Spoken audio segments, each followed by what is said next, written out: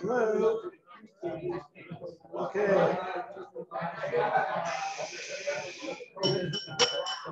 We're going to start. Doesn't mean you can't go and have more dessert. So feel free to get up and help yourself for dessert, or if you want some coffee, ask the guys and they'll bring you some coffee.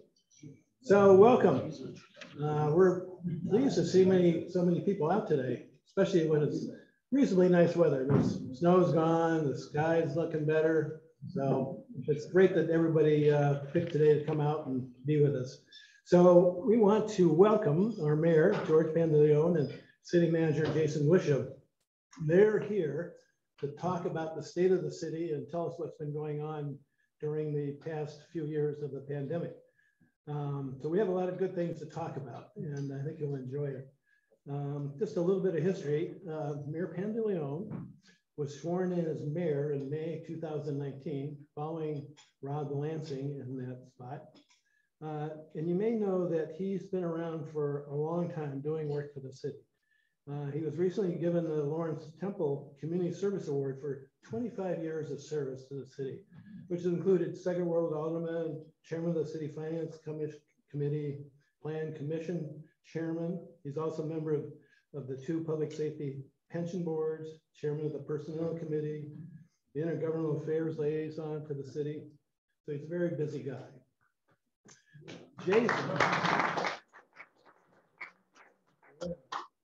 Jason, our city manager, joined the city staff in January 2019, and he followed Bob Kiley, who was city manager.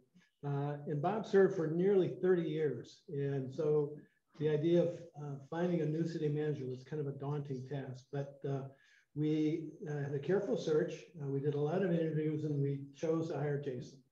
And Rob Lansing referred to Jason as highly intelligent, with a sense of humor and an excellent interpersonal skills. And I can too attest to that. That's all Jason. So he had come to us from being assistant manager at the village of Skokie. And then prior to that, he was for 6 years the village administrator for the village of Thornton. So please welcome Mayor Pandaleon and Jason Wicha. Thank you.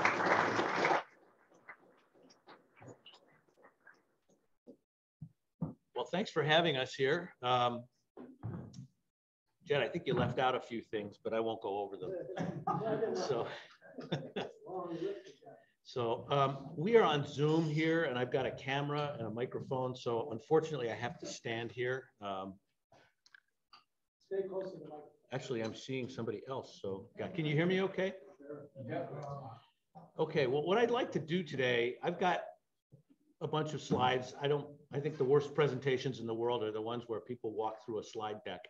So I'm going to hit a couple of highlights. We'll skip over some of the slides, and then I'd really like to open it up for your questions and make sure we're talking about the things that you want to hear about. So we'll start out with a few new things. We've been doing a lot of, and this is really at Jason's lead. We've been doing a lot of innovative things in terms of service to the residents, communication, and outreach. We've been, and we'll touch on a couple of those in a minute. We've got the new Lake Forest Now free app for your phone, which I have. It is really, really good. It basically aggregates all the different city websites and then provides a lot of additional functions. My favorite of those functions is the one where you can take a picture of a pothole and send it directly to the right person in Public Works without having to go through 7 steps. So we've got a new environmental sustainability committee of the city council that is definitely having an impact in terms of having us think differently about how we're running some of our improvements to the city. And then there have been a couple of interesting marketing initiatives. I don't know how many of you have visited the pop-up shop that's been open now for 3 different holiday seasons, but that was a real brainchild of one of the aldermen, Alderman Karras. I think originally it started out with an idea that I had, which was, why don't we have some swag? You know, Lake Forest doesn't have any swag, and everybody's got stickers on the back of their car of where they have a vacation house, but nobody's got a sticker on the back of their car about Lake Forest. And so, you know, we should do that. And that actually turned into an idea of bringing in a number, it's all voluntary, of course, but a number of the nonprofits in town to collaborate and bring merchandise of their, you know, for their whatever cause. And it was very successful. There was definitely a demand for it. And the most interesting part was it brought all these nonprofits together to work together on something. And now they're all talking to each other and sharing ideas. And it's really been powerful. So, and that's just, you know, we've got a new Lake Forest blog, and we've upgraded the website significantly. So it's much easier to use. And then, as I said before, we've aggregated all that into this phone app, which I think we have 2,700 downloads, and I'm not sure how many active users we have. I'm one, but we have about 5,000 uses a month on average, so it's getting a lot of use. And there are a couple of other things. We put a new backbone. This was actually done on Rob's watch, but it was completed just before I took over. A new accounting backbone that has really allowed the city to function all through the lockdown. We were not set up to do remote work at the city, really, in any meaningful way. And this caused an acceleration of, you know, the adoption of a lot of technology that would have been very much harder to implement in a normal environment. And so the city's now running, I think, much more efficiently. And that backbone, that accounting backbone, is what allowed that to happen. The old accounting system would never have been able to handle all the remote work. So, money. We are in really good shape. We are about at 77% of a year's revenue in reserves. So basically it's cash on hand. Our policy target is 35%. We have been consciously increasing that, even though it's above our policy goal, because of the state of Illinois and some of the things that they've done over the years. We really wanted to make sure that if the state just reached into our pocket and took away pretty much everything that they send us, which is a share of income tax, sales tax, and then motor fuel tax. And I don't know if you heard Pritzker's budget yesterday, was it yesterday or the day before? He's playing games with all those things. And in the past, they've simply withheld those payments, even though really it's our money. I mean, it's our sales tax, it's our share of income tax for the people who live here. So, but coming through the pandemic, we had a doomsday budget, and it turned out we really blew that budget out. It was income taxes did not go down. I think whatever unemployment happened in the pandemic, it didn't really happen in Lake Forest. I think it happened, you know, in different parts of the economy. But those people who did have unemployment issues got government payments and so forth. So that was a real surprise, and it was a big plus. And secondly, we were talking about this before, the real estate market exploded. And, you know, one of my 2 big missions when I started as mayor was to get Jason acclimated, and the other was to see if we could do something about the real estate market in town through marketing. And that's actually where some of these initiatives came from that I talked about a minute ago. The So I'm going to take full credit, even though I know it had very, very little to do with me. You know, they say if it's on your watch, you take the credit and the blame, right? So I'm going to take the credit, but it was a huge wind, wind at our back. And we have now got, in the last 18 months, over 1,000 new households in town. There are about 8,000 households in town total. So that gives you an idea of the magnitude. They're seeing it in like kindergarten classes in the schools. It hasn't really hit the schools yet, but they know it's coming. But it has done wonders for our property transfer tax, for our property values. We went from about a 2-year inventory of unsold homes to about a 6-month inventory. And now I think it's down to 4 months or something. The big challenge now is the inventory is so low that it's gonna have to slow down. But a lot of people were staying here because it didn't make sense to move, but they really were ready to move into a smaller house or a different place. And a lot of that's turned over now. Our AAA bond rating was recently reaffirmed. We've been actively refinancing high interest debt with new lower interest debt to the tune of about $3 million of savings, just sort of absolute savings over the life of the bonds. And thanks largely to Alderman Morris here, we have a really good handle on our public pension exposure. And we are on track to what I'll say is flatline that. The normal pattern you see and the way the state is looking at it is the funding goes like this over the next 30 years. Within about the next year or two, ours will be like this. So well under control. And I think we're still going up a little bit. We've made some additional payments over the last couple of years. We've had the ability to do that. We've been running surpluses. The last 2 years, we've been able to make additional payments into the pension plans. This is just police and fire, by the way. The municipal employees, which is the IMRF, if you've ever heard of that actually is extremely healthy and it's not a problem for really any municipality. Talked about the real estate market. The top 2 lines are, the green line is last fiscal year, which would have been fiscal year 2021. So ending in April of 2021. The blue line is the current fiscal year, which ends in April of 2022. Tracking surprisingly close year over year. I have a feeling it's going to tail off a little bit over the next few months as we get to the end of the fiscal year because of just the lack of inventory. These are actual transactions as opposed to revenue, but revenue follows. The city charges, as you probably know, the city charges a 4 basis point real estate transfer fee.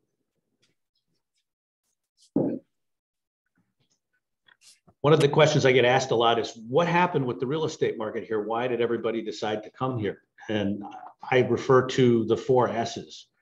We have safety, we have schools, we have space, and we have savings. And this is where the savings happen. We have the lowest tax rate. I've looked around all around metropolitan Chicago unscientifically. I've never found a lower tax rate in the whole metropolitan area. There may be, I think Oak Brook is about the same. And they've got far fewer homes and a lot more commercial. So, but compared to the towns around us, just a little anecdote, we have some friends whose children just bought a house, a typical Lake Forest priced house. It was about $900,000 in Libertyville. Their property taxes are double what ours are. I mean, that same house in Lake Forest would pay half as much in property tax. So I don't know whether they've appealed it. I don't know what all the details are of that, but it's a significant difference. And just on a pure rate basis, that you can see here, we're about 30% less on a pure rate basis. So that's an attraction. You get more house for less taxes. And by the way, the services are really good here. Unlike a couple of other places. If you're interested and you want to track city construction projects, there's an interactive map on the website, and it's also you can also do it through the app, although I tried it yesterday and there was a little glitch when I did it through the app. So I've got our best people working on that. But it's very handy if you want to see, where things are happening. You're probably all aware of the digging at Route 41 and Deer Path. The worst disruptions of that are over unless you live next door. All that needs really to be done now is landscaping, and they need to finish the pump house itself. I don't know when they actually will put the pump in, but I think it's 3 stories underground. And I remember when they were driving those sheet pilings, I live about a mile that way, and it was very noticeable. I can only imagine what it was like if you were, in the immediate area. Probably pretty loud right here, because it's really only like over there. But that's going to be done at the end of December. The 2 new ponds are in. They will, and actually we've seen a couple of episodes with heavy rains where even without the pump, this is the western pond, which you can't really see very well from the road, but that's just gravity fed. And it basically takes water coming down the other side, sort of the west side of the slope underneath 41. And there's a new pipe there, and it feeds into that pond. And we've had a couple of heavy rains where we haven't had even close to the flooding that we've had in the past. And that's before the pump is even installed. So we think we're getting some benefits from this already. This is one that another project we don't really control, because the pump station project is an IDOT project. You're familiar with the old North Shoreline Bridge. It's the bike path that's sort of parallel right next to the 41 and Deer Path Bridge. That bridge is used by ComEd for maintenance of the high tension lines. And so they have a lot of heavy equipment that they have to run across that bridge, and it's no longer safe to do that. It's okay for pedestrians and bicycles, but it's not good for a crane. And so they are going to replace that bridge. Let's see, I think they're starting this spring. Yeah, the plan is to demolish the bridge entirely, which will take about 2 weeks, and Deer Path will be completely closed for those 2 weeks. And right now the schedule, actually it's just 1 week. Yeah. Now, right now the schedule is March 19th to 26th. Hopefully we're doing it over spring break.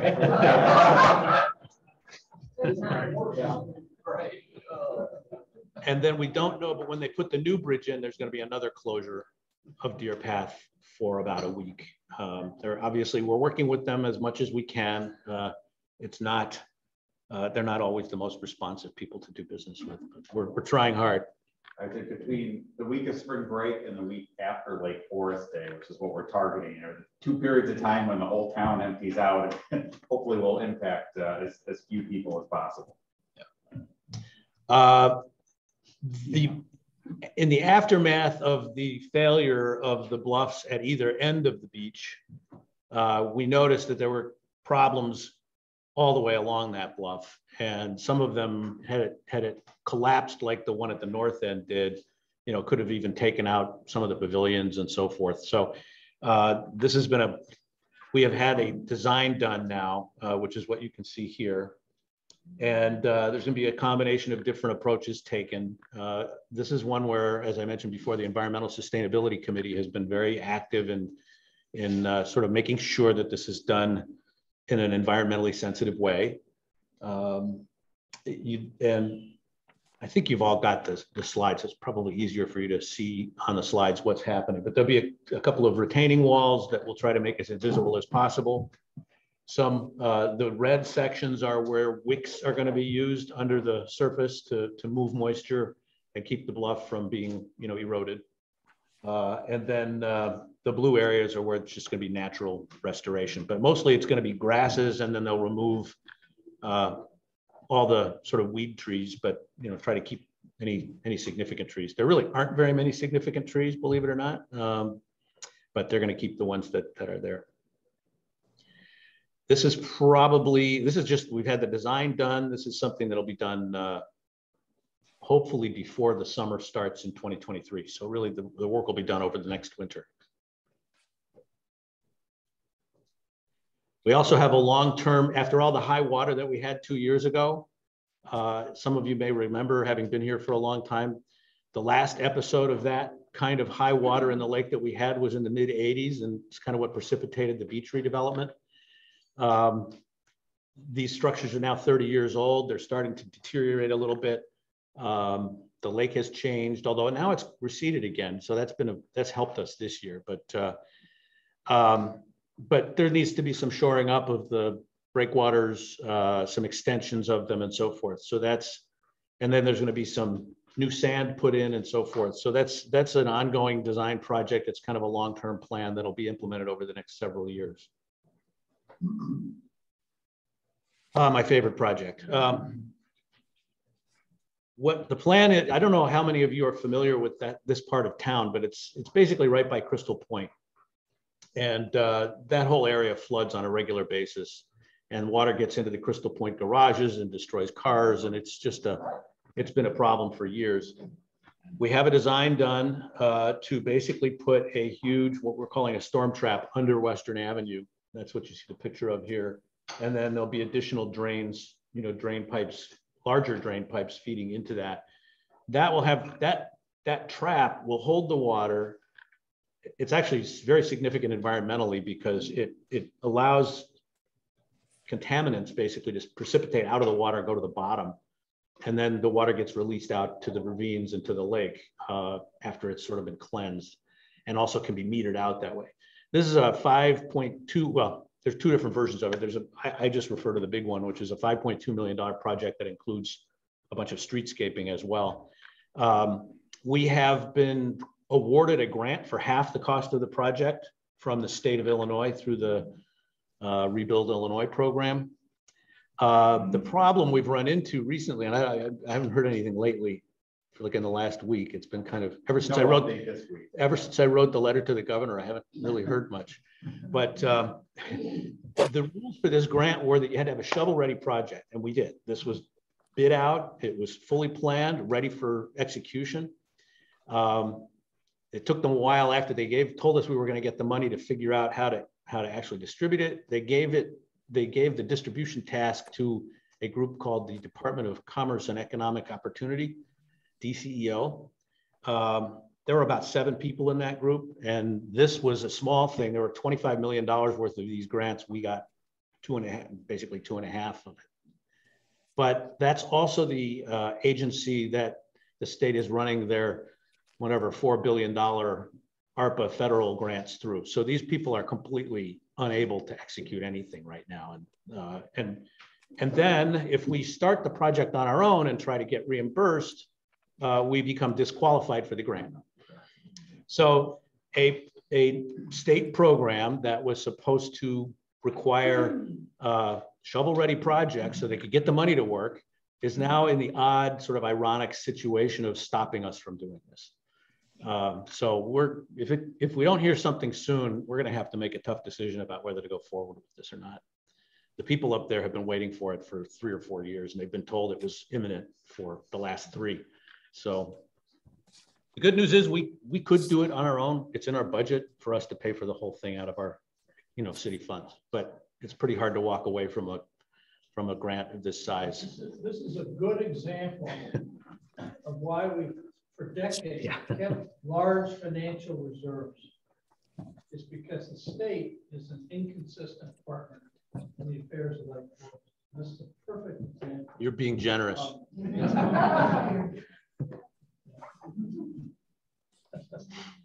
You may have noticed some work going on at Veterans Park, now Veterans Park, formerly Open Lands Park. That's going to become a veterans monument. There will be a veterans monument there. The American Legion is funding that, and then the city is paying to have the park kind of redone and made more inviting. I remember Bobursky Park. Anybody remember that story? The hospital is getting ready to expand. This is always was in the plan. They're going to add 2 new pavilions and a parking garage. This should be done 2025, I would say, completed. Construction will start next year. This was all in the plan when they had the hospital initially approved. So there's no city approvals needed, but they are bursting at the seams. And even before COVID, they were way ahead in terms of what they were, patient counts were and so forth. And with COVID, they've had to actually add 32 temporary beds They are now, I think, at 116 beds, and they plan over time to add another 90, I think 95 beds over a 10-year plan. They have to get certificate of need from the state, which they're not concerned about. They think they will get that. The other bit of good news in addition to the real estate market is we've had a number of new restaurants open up, which is amazing to me given the environment for restaurants right now. But you know, we've had Rosati's, Jefe's Tacos, Everett Farm, The Station, Oaken Bistro, Lucky Duck, and Donati's all open up in town during the pandemic. We have the Peanut Gallery is about to reopen in another location. And Le Colonial is well along. It looks like about July for them to open in the old Market House. The good news there, one of the good news stories there is that building was really not in good shape. And these guys are spending something like $4.5 million, and it includes a complete infrastructure upgrade. So even in the chance, which I think is very unlikely, but on the chance that they aren't successful, there's still going to be a historic building there that's all set up for the next 100 years. So, but I think they're going to be very successful, and so do they. We are about to restart our comprehensive plan update process for the CBD and also for our sort of long-term housing strategy. And we have 12 senior cottages planned for the site where the old Goldberg Downey architecture firm used to be, if anybody remembers that, just west of the West train station. This will be 12 more senior cottages, almost, well, very similar to the 5 senior cottages that are at the other end of the train station. And these are designed for Lake Forest residents, typically, or relatives of residents, their rental. And, you know, I think it adds, the 5 that we have already have been extremely successful. There's a long waiting list. It's all sort of managed through Community Partners for Affordable Housing, which is a wonderful organization that has really figured out how to do, you know, income appropriate housing in a neighborhood environment. And, you know, it's a very interesting not-for-profit that might be worth some of you getting to know if you're not familiar with it. And we have a few residential developments. Wesley Farm is well underway out of the old Riley property. The Preserve at Wesley is along Wesley Road, right across from Stable Lane, and that's a joint project with Open Lands. Oak Knoll is single family, sort of traditional Lake Forest, large houses on large lots out on Oak Knoll. And then Amberley Woods, the second condominium building is about to start. I mean, they've already started moving dirt. And then the Courtyard homes have been, those sites have been bought by a new developer who is actually in the process now of building, I think, 2 or 3 models. So we're finding little ways to add to the housing stock, but it's, you know, we're getting pretty tight on land. The renovation activity around town is huge. That's another area where we've gotten a lot of additional revenue is from building permits.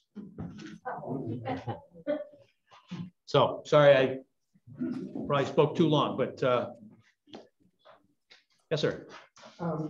Back on your Forest Park Beach evaluation slide.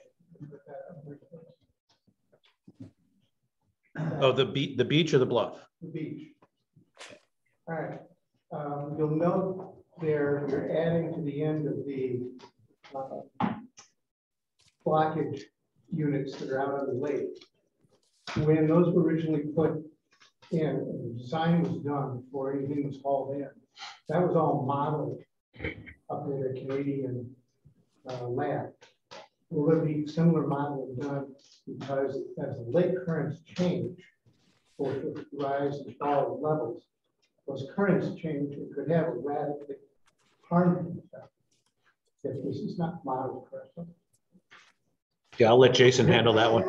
Sure. No, it's a great point. And yes, the engineering firms that we would work with and have them working on this project do run all of those models. And in fact, to do any of the work out on those breakwaters, it will require the city getting a permit through the Army Corps of Engineers, and the Army Corps takes a broader perspective at understanding how any of these individual projects can impact the flow of water, have adverse erosion impacts both north and south of the actual site itself. So all of that work will be done, and you can't see it that well in this picture, but really this is like a phased approach where the first phases will really just be sand replenishment and looking at some of the native plantings. The next phase, the groin repairs, the extending out on these breakwaters are really more 8 to 10 years out on the horizon. But in keeping with sort of the city's tradition, we look at these from a very long-term time horizon. So we develop these plans; they'll continue to be refined over time. But no question, we are sensitive to what it means, not just for our beach, but for the lake itself. The design of those stubs could have an impact about how the current actually circulates around the lake, which would have devastating impacts. People south of here that have lake property, and it will also impact your fish and wildlife and all that. And this is the kind of depth modeling that was done before this was ever built. Yeah, no, I agree, no question. And again, that we've already started the process and we'll continue those modeling efforts moving forward. And that is why, not just for the city of Lake Forest, but whether it be municipalities, park districts, or just private homeowners who have lakefront property, any efforts to shore up or reinforce the shoreline require Army Corps of Engineer permits, because they look at it from a much broader, more holistic point of view and make sure that, to your point, that there aren't adverse impacts further downstream, if you will. What we have been seeing, especially when the lake levels were higher, I don't know if any of you were down there in the spring of 2021, but it was unbelievable. There was basically no sand here. There was very little sand here, and all that sand had migrated down to here. And there was literally about a story tall of sand piled up. All had to be moved back. And the couple of storms that did most of that damage came from this direction. And I think this is, I think this is here to sort of catch the sand and keep it from migrating. Right. Yep. But certainly to your point, I mean, we understand that the balance in these discussions is wanting to maintain and preserve the highest quality beach for Lake Forest and its residents that you can find in Illinois, while also being sensitive to the fact that some of the decisions that we can make do have broader impacts around the lake. Obviously, if none of this existed, the sand, the water naturally flows south and to the east in the lake, and so there can be impacts from projects like this. Other questions? Can you comment on the Lake Road beach? I mean, the Lake Road bridge and what your concept is of that? Well, the concept is it needs to be replaced. I'm sure, every effort's going to be made to make that as aesthetically pleasing as possible. The question is, balancing cost and aesthetics. I think what people will see on the roadway will be fine. Nobody's going to, we're not going to put anything ugly there. There's some debate about the actual underlying structure. I'm not that deeply into that issue, but there are some different approaches to the structure itself, and there are significant cost differences between various approaches. So that's going to be coming before the Building Review Board? Historic HPC, okay. But before we do that, we have another public workshop scheduled for interested parties, particularly neighbors.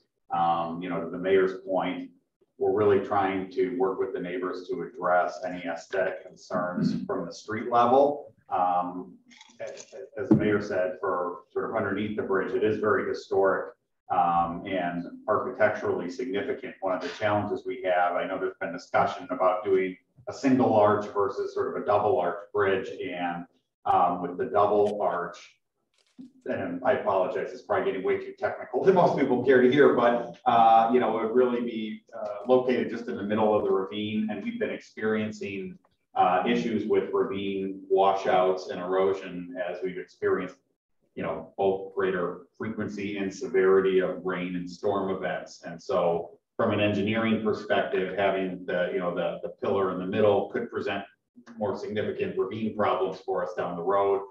But certainly from sort of the street level, we're making sure that we get appropriate input from the neighbors to make sure that it's pleasing and keeping with the character of the area. And obviously we want to get those signs down as soon as we can too. So, Jerry. Very positive report. For the first time in 20 years, we're talking about an increase in population. I think that's a good thing. What are the 2 or 3 things that worry you the most? The state of Illinois continues to be probably the #1 sort of immediate threat. We just have to, and we've, as Rob mentioned, this has been a decade-long effort to shore up our finances so that the state really can't hurt us too much. But there is that sort of dark cloud of the state sort of hanging over everything. So that's probably #1. #2, I think, is an opportunity, but it also is a potential risk. And that is with 1,000 new households coming into town in an 18-month period, that's about 15% of our total households and probably a larger percentage of our total population. We need to bring those people into the fold. We need to make sure that there's outreach, that they know where to go for things, that they get involved in the city government. About a third of those people, by my rough estimation, have some ties to the city already. Maybe they grew up here or they have relatives that lived here or something like that, kind of knew what they were getting into. But about 2/3 of them don't appear to have any real connection to the city. So there's a lot they don't know. And there's probably some susceptibility to being misled on some things. So, that's a major, it's a great story, but it's something we have to be conscious of. So that's something I'm thinking about. Well, on top of just the annual number of households turning over. Right. More than that 15%. There's depending on the year, an 8 to 12% just natural turnover of homes. Folks in town. So, yeah, but lots of young families. One of the things we've seen that's, I think, different than perhaps past trends is that as we've had so many new families move in, unlike perhaps in the past, a lot of them don't necessarily have deep roots or connections to the community. I think in generations past, you saw a lot of young families who had parents that they grew up in Lake Forest, may have moved on, and then ultimately chose to come back and raise a family here, which obviously is a testament to the community that we have. But as we have families that move in with no prior connection to the community, it's a balance of recognizing there's some opportunities to hear fresh perspectives and maybe look at things a little differently, but also trying to help educate these new residents about sort of the history and tradition of the community and why Lake Forest is the way it is. And so, how we engage with those people and help assist in that process will certainly be something. That's what I call learning the methods of the madness. Right. Yeah. The other one that George I mentioned is stormwater. Everything we've heard up here is all about water and water and water. And it has a big impact on our ravines and flooding. So we're doing a lot, but I'm sure there'll be more ahead of us. Yep. Yes, sir. My question, when the new pump is installed in the pump house, where does the water get pumped to? Does it go to one of the ponds? It goes up, it goes east on Deer Path and across the street into the big pond that you can see from Deer Path. So, yeah. Yes, sir. Could you comment on kind of the status of the potential project for turf fields? I was going to, I realized I didn't, there are two subjects I didn't touch on that I should. That's one of them. The Park and Rec Board did a very professional, really outstanding strategic plan that was presented to the City Council in 2019.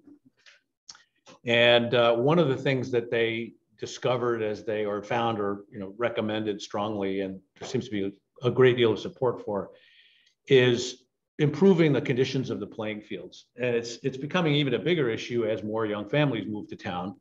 I happen to have a colleague at work who is a coach for the Lacrosse Association, grew up here and played lacrosse in Division I and is very involved. And he said he told me about this before I even realized there was an issue. He said, your playing fields are so bad.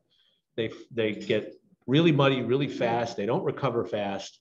And we lose a lot of playing days. And he said, it's actually a problem. You should see some of these moms and dads when they find out that, you know, they might have a meeting for work or something, and they are expecting their kid to be at lacrosse practice, and it's, you know, not happening. And they've got to figure out where to put their 9-year-old or 10-year-old. So it goes beyond just, you know, the athletic part of it. It actually is, you know, a place where kids went and did things, and it's constantly disrupted. So they recommended that we studied the idea of taking the Deer Path fields and turning them to artificial turf, which would dramatically increase the playing time availability because you can use them at night, you can use them over and over and over again without damaging them. So that's the Park and Rec Board is about. A lot of staff work has been done on that. There is a rough design that's been done. It hasn't been bid out yet, but the Park and Rec Board is going to consider that, I think, in their March meeting. And I'm expecting the city council to have that recommendation in front of us sometime shortly thereafter. So probably sometime during March. We've got another community outreach session coming up February 17th. We had one big one that was done in person about a month ago. And then because of the Omicron spike, we decided to delay this one, and turned out it's right before spring break. So, or I'm sorry, right before President's Day. So we're probably going to do that one on Zoom so that we can get the maximum participation. But there are the alternatives that are being looked at are improving the grass fields, which, you know, has its own set of issues. Maybe doing a hybrid where we do it in maybe half artificial and half, you know, natural, or the idea of taking that one park. You know, there are many other parks in town and many other playing fields, but taking that one park and using artificial turf on it. So, yeah, did I answer the question? From my perspective, I have 2 kids that play travel sports. We're going to Vernon Hills, Libertyville, Wheeling, Northbrook, all of which have elaborate complexes, and it's just kind of shocking to me that we don't have something similar here in a town that presumably has more resources than any one of those. Well, and, you know, we need to look for the long run and see, you know, how can we maintain our viability as an attractive place to live for young families, and Park and Rec is a huge factor for people. And, you know, it's not our strongest suit. We're unusual in the sense that we don't have a separate park board and a separate park district like Lake Bluff does. And that means that our Park and Rec department has to compete for resources with the Burr Oak, you know, with the beach, or the Burr Oak sewer project, or, you know, and it does put our parks at a disadvantage versus communities that have a separate park district and separate taxing authority. On the other hand, that's one of the reasons our taxes are lower, is we don't have all those layers of government. So, but it's not an unqualified good. Yes, sir. Do you anticipate that issue, the field issue, to be resolved this year? Yes. Yes. Hopefully soon. And I'll just add, not getting, of course, ahead of the city council, they're the decision makers. But I think it is fair to say that there is broad consensus at the council level that something needs to be done to improve the quality and condition of the fields.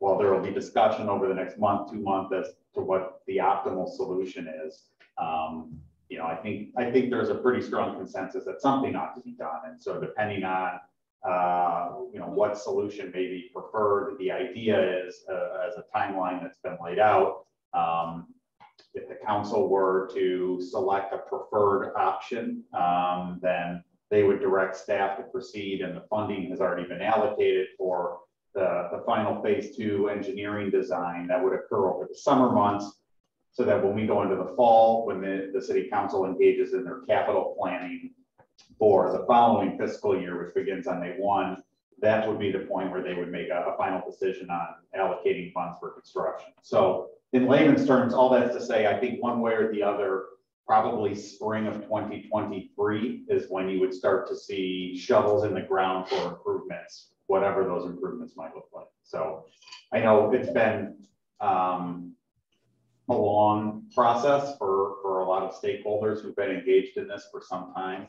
I think it's a sort of a hallmark of Lake Forest to have very deliberative, some might say exhaustive processes sometimes, but it's really important to get feedback and buy-in from the public on these things. But it is nearing the end of the finish line, if you will. And so I think, 14, 15 months from now, it's likely whatever solution is identified that you'll see activity begin.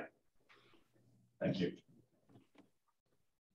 I guess the other thing I didn't touch on, which has been sort of a news item, is for the last, the last 11 years or so, the city government and the city council, and I was involved in it even before I was on the city council, has had a long-range plan to expand the variety of housing stock in town.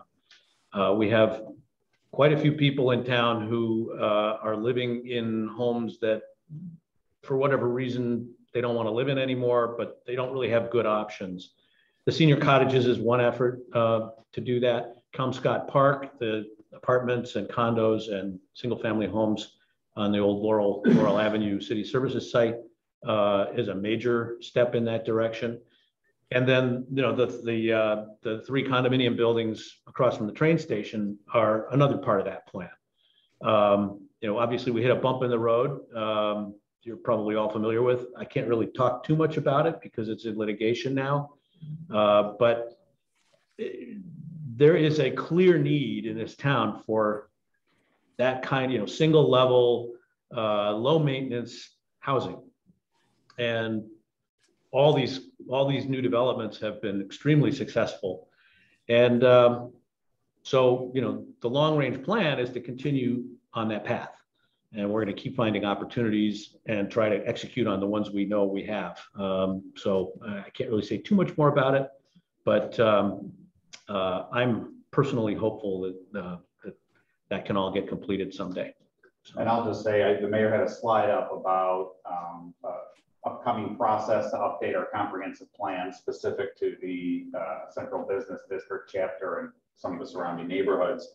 And that's really an opportunity for us to have the public participate in what is a long-term discussion, really, how do we, looking forward, sort of help balance and manage change while preserving the character, the tradition, and aesthetics of the community. And so I know this is an issue that generates a lot of excitement and passion within the community, and for good reason. A lot of people take tremendous pride in how the community looks. So for those that have any interest in this, there will be a lot more information coming out, I would say, within the next month. And truly, we welcome all public participation in the process, because at the end of the day, it's your town.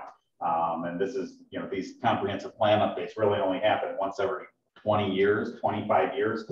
We don't do this very often. So now is the chance for the public to decide what you want the future to look like. So, Jerry. How are your relations with the college? What do you foresee the future of the city and the college?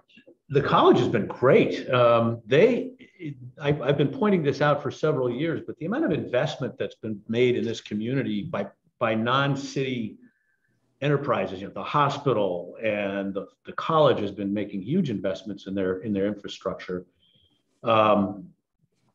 The president is going to be retiring at the end of this academic year, so that'll be an interesting transition. But I would say our relations with the college are excellent. We're working, again, we're trying to bring the college students into the community as much as we can. It's surprisingly difficult, and COVID and the fact that the campus has been open and closed hasn't made it any easier. But what you realize after you look at this is they're not here very long. Any of you who have ever had kids go to college, it's amazing. They seem like they're home more than they're at college. And that's when college is open and normally operating. But we have interns in the police department. We have I think we have a bunch now. So we've taken a couple interns from they have a newly created data science program So we've been taking advantage of that, having a couple interns there. Their journalism program, we've taken advantage of a couple marketing interns who've been helping us, social media and otherwise. So we've been trying to build those relationships, not necessarily things that are easily visible to the public, but a great win-win for us. You know, these young, ambitious students get an opportunity to get some experience on a resume, and we get free labor. So it works for us too.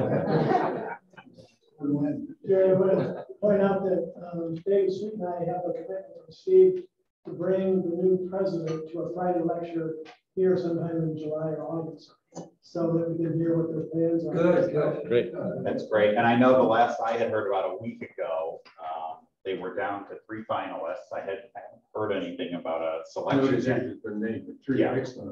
So I was told, but I imagine in the very near future that'll be announced publicly.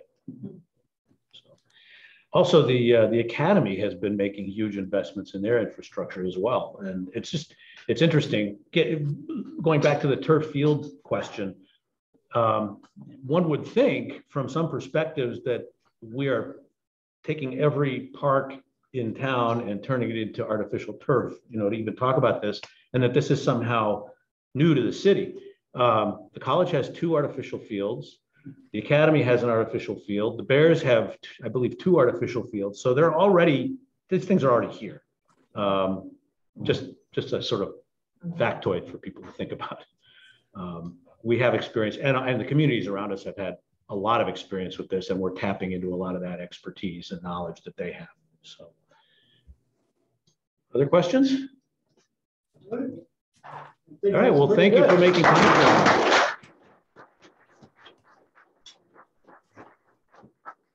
I would say you all know how to get a hold of him, where his office is, where he lives. So don't hesitate to follow up if you need to. So thank you, everybody. Thanks for coming.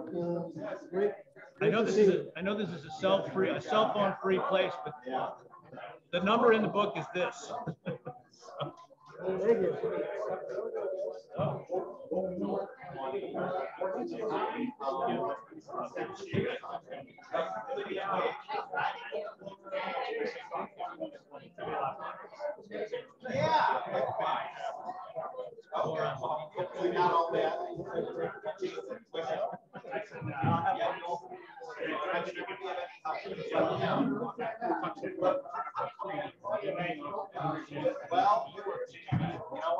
I always say there's some I'd rather know. We've done a lot of public-private partnerships. That's actually.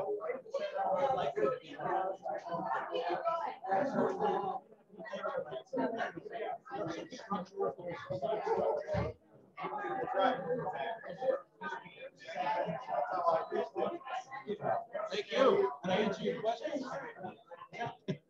George, Tom, I'm obviously a big proponent. Good. Thanks for all the work you've done. I'm one of those Good. That's right. But it makes sense in so many ways. It's beyond. Your spin move is so famous for George, terrific presentation. Yeah. Doesn't that want to bother you? I'll will. him tonight. Oh, really? Great.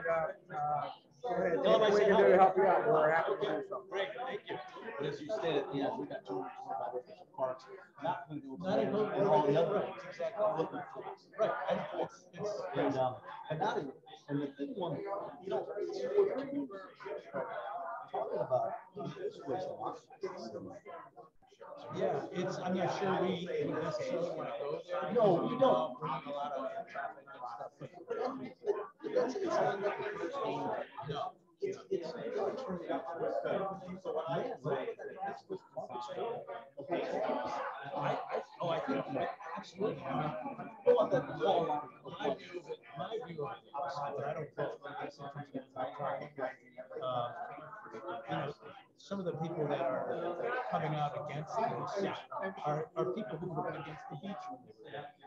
You know, and this thing could be a real centerpiece and a really permanent value for this town. It's an 85-15 consistently.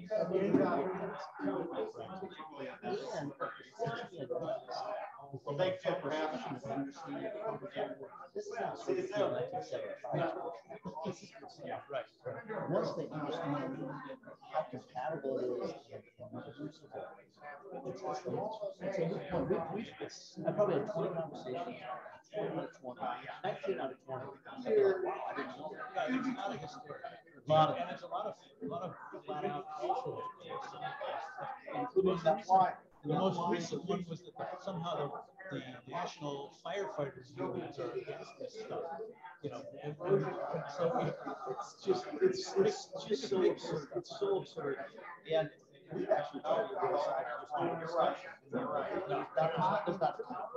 There's nothing. The meeting last time was terrific. Thanks, George. Take care, Jerry. Nice to see you. What was nice is we said, I believe it. We did that on purpose. I thought it was built. Yeah, right. In some respects, more. We've got a bigger issue with plastic bottles. Right. 10 years, 12 years. Or just disposing of tires from the cars. You know, the waste, we advertise that out of households. The waste and the garbage doesn't share. Well, appreciate the question. The whole thing is. So I think we ought to make this a centerpiece and, really do it right and kind of blow it out. And we're triple A community. We need triple A. Right. No, I know they won't. Well, anyway, and this conceit that somehow you can make grass fields work really well. You'll never get the plane. Grass cannot be durable. We grew up on tractor fields. We didn't know. Right. Including here. We just grew up on grassless fields. Appreciate it. The levels change. And it does matter for young families coming in. So, well, anyway, thank you. Thanks for your service. Have you watched Ted Lasso? Yes. So I love that first episode when Ted Lasso steps on the field and Nathan comes flying out of the bowels of the stadium and that's what we have. No, exactly. It's that. It was for seasons. Yeah, like that. And right. I mean, just a lot. Anyway, thank you all. You don't have to convince me on the. No, I know.